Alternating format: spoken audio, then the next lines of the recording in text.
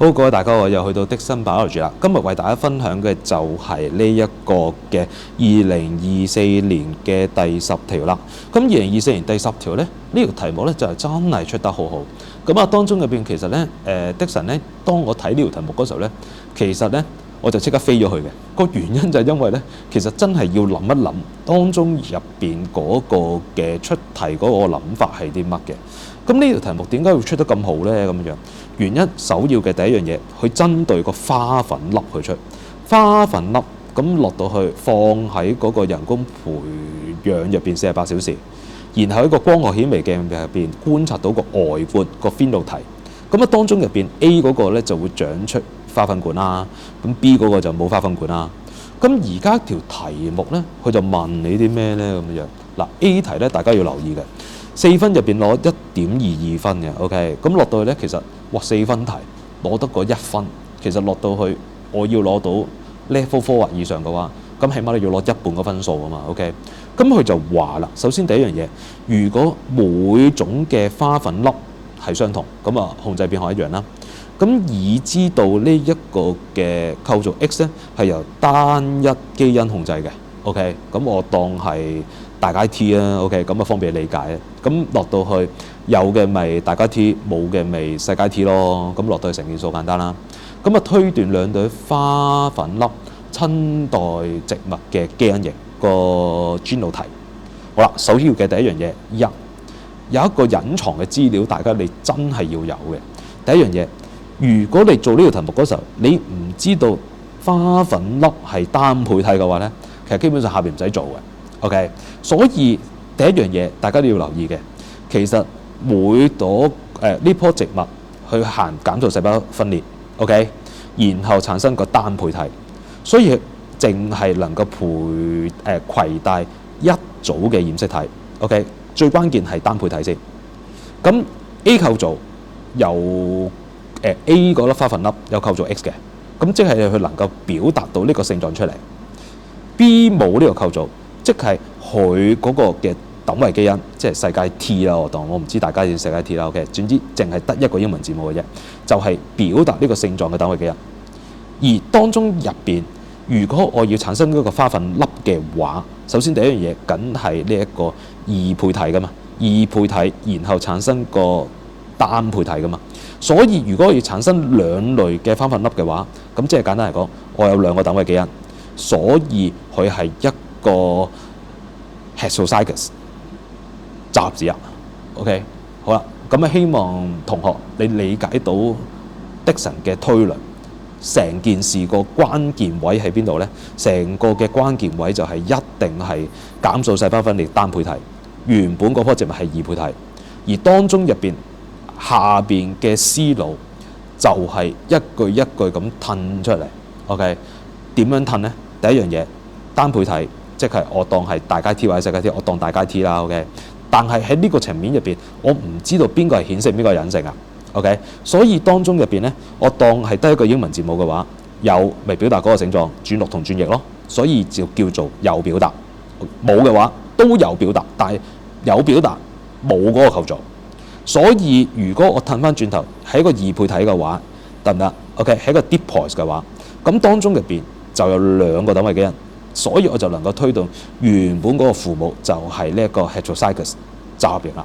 OK， 咁呢條題目喺過去入邊邊度出過咧？喺以前 A level 題目嗰個蜜蜂 OK 係有出過類近嘅嘢，但係 A level 蜜蜂嗰條題目係好難嘅，所以咧我都冇諗過喺 DSE 範疇入邊出到咁深，但係個問題係真係出得好好嘅。咁呢一度咧，大家就要留意啦。咁第二條題目就係3分題入邊攞1.5分，其實呢條題目就係2017年嘅翻炒版嘅啫。佢就話兩個花粉落咗喺同一個花朵入邊，跟住就會導致種子形成，跟住叫你加以解釋。咁落到成件事構造 X 係個花粉管，紅配子就會 transfer 傳遞去到個胚珠度嘅雌配子，即係新郎哥揾新娘子。OK， 如果你有上Dickson Biology課堂咧，我就會用呢個例子去記，得唔得？而當中入邊，淨係 A 能夠長出花粉管，所以去到最後，當紅配子遇到雌配子受精 fertilization 嗰時候，就會形成個種子啦。所以其實基本上呢條係翻炒版，所以相對嚟講咧，攞出嚟個分數係會高少少嘅。好啦，卻步係因為當我做 C 題嗰時候，我覺得拗晒頭。咁有100粒入邊，根據 B 題嘅答案，即係A 會長出花粉管 ，B 就唔會長出花粉管。咁落到去就問翻你，究竟嗰粒種子嘅基因型係乜？咁就有2個答案嘅，一係就50、50、0，一係就係藍色0、50、50啦。咁點解會有咁嘅情況出現呢？咁樣個原因就係因為我要長出花粉管，咁我先至會有受精，得唔得 ？OK， 咁去到最後形成嗰粒種子都係2倍體，都係2倍體嘅，所以去到後期，當我形成嗰個花粉管嗰時候，咁落到去我唔知道邊個嘅2個等位基因，邊個係顯性，邊個係隱性啊嘛。所以當中入邊，當我形成嗰個嘅種子嗰時候，咁落到係長出花粉管嗰個就會有嗰個受精，所以去到後期都係會行到集合嘅，得唔得 ？OK， 因為2倍體啊嘛。好啦，但係個問題，咁究竟幾時顯性同隱性呢？題目資料不足啊，所以當中入邊呢，你可以答個答案就係、你當係顯性嘅話，咁咪50、50，跟住咪0咯。但係個問題係，如果你係隱性純合嘅話，咁落到去顯性純合就係0啦。咁即係成件事個植物就係大階 T 細階 T， 產生出嚟嗰個配子就係大階 T 同細階 T 啊嘛。咁當中入邊一樣道理，咁落到去呢個係紅嘅，即係落到去紅配子，咁隔離嗰個就係呢一個嘅黐配子啦，都係大階 T， 咁樣落到去大階 T， 咁跟住係細階 T 啦。咁跟住我咪畫鬼腳嘅，大階 T 大階 T， 大階 T 細階 T， 咁跟住落到去大階 T 細階 T， 同埋呢一個嘅細階 T 同細階 T 噶嘛。咁當中入邊係因為喺呢個範疇入邊，我已經知道一件事，就係細階 T 同細階 T 係真係唔會存在，因為佢唔會長出花粉管噶嘛。你要長出花粉管嘅話，就一定首先第一樣嘢，雄性嗰個係長出花粉管，一定係行一個英文字母大階 T 嘅。好啦，但係個黐配子嘅話，咁落到係咪大階 T 同細階 T 咯？所以當中入邊，如果你真正嘅畫法嘅話，應該係如果你係紅嘅話，咁 only 得大階 T 嘅啫。咁如果你係黐嘅話，咁落到去佢有嘅配子咧，就係大階 T 同埋細階 T。所以你畫落去就係大階 T、大階 T 同埋大階 T 同細階 T， 咁呢度就係50%同埋50%。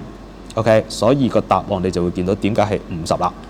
OK， 但係個問題係我唔知道邊個係顯性，亦都唔知邊個係隱性，所以成條題目就會有個 alternative 嘅答案出現啦。OK，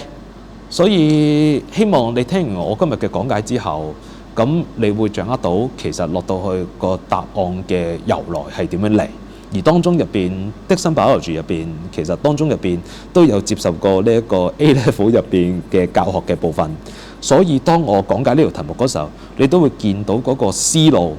係好清晰咁樣去表達俾大家知。如果你對住個答案，其實幾難明嘅，但係如果你畫完個軌腳之後，你就會更加清晰掌握到呢條題目考核嘅要求。同埋 DSE 呢幾年入邊嗰個要求真係都幾深 ，OK， 所以希望今日Dickson Biology嘅分享入邊可以幫到大家手去做到2014年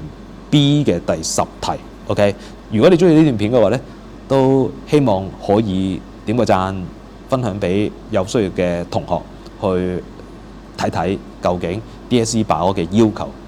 要去到幾深啦。今日嘅分享就去到呢度啦，拜拜。